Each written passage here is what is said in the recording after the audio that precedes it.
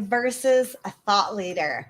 So I asked this question the other day in my LinkedIn, and most of the people who responded said that they were thought leaders. And I think that most people probably would say that they are thought leaders that are kind of in our world. So this is for you, for me, for everybody else, but it's a word that's kind of a buzzword right now and has been being thrown around.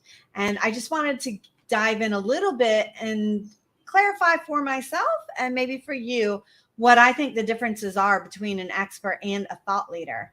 So if you don't know me, my name is Erica Leary, and I help small business owners, coaches, speakers up level their game, just get to the next level. And typically that involves clarifying their message, getting their message out, how they're getting their message out, and who they're actually speaking to, getting those people involved with them. So just for today, we are talking about expert versus thought leader.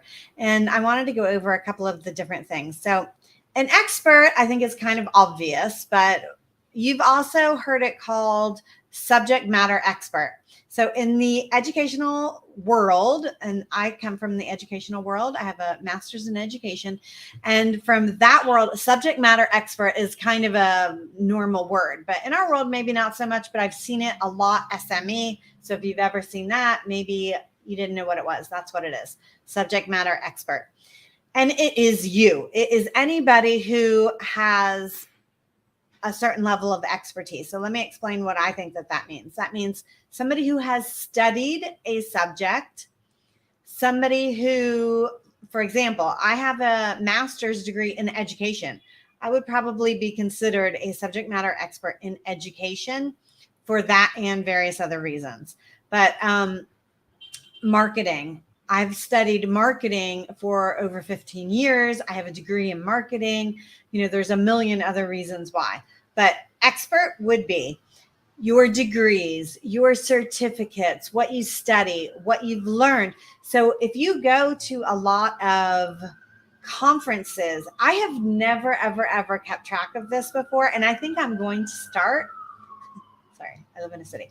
I think I'm going to start because I do think it would be interesting to see all of the conferences and seminars and everything else that we go through in a year. We are taking in a lot of knowledge. We don't realize the level of our own expertise. And if you're anything like me, I am positive that lifelong learner, or you love learning about whatever it is that you're a subject matter expert in. And I do. It's what I do in my spare time. I just totally geek out on business growth, on marketing, on, anything about that. Thought leadership, I've done an entire exploration just on that because it's something that I'm curious about. And I am a super curious person.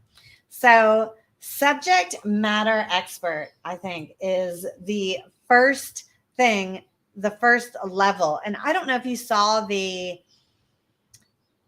thumbnail, but if not, I have a graphic that I can send you if you want one that just kind of goes through the different levels. But so subject matter expert is kind of, if you think of the Maslow hierarchy, it's the very bottom one, that big triangle.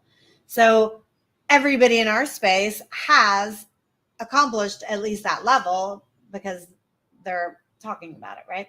So expert, if you've studied it, if you've learned it, if you have experience, years and years of experience, it doesn't mean you have to have a degree or a certificate. No, years of experience, that works.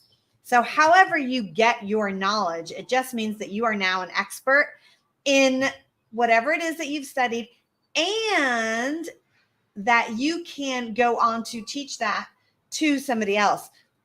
It's kind of a funny distinction, but you have to be able to share that knowledge. And I like that distinction as an educator because in a classroom, you always think that, you teach, unless they do, they don't really know it.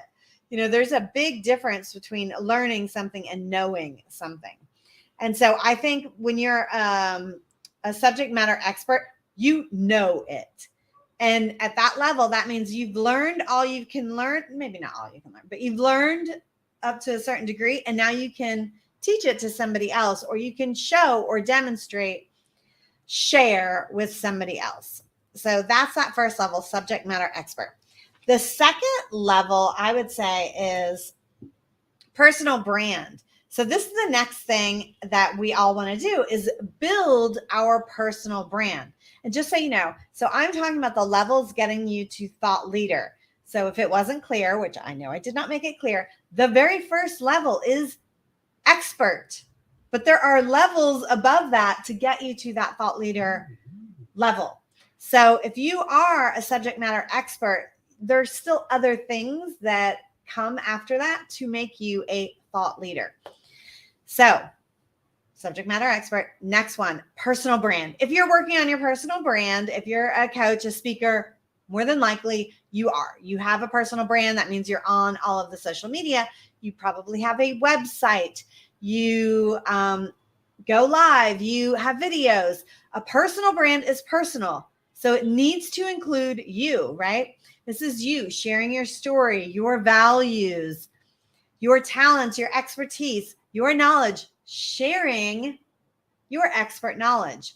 So your personal brand is going to include you teaching and sharing your personal knowledge. I think I just froze. So I'm going to keep talking.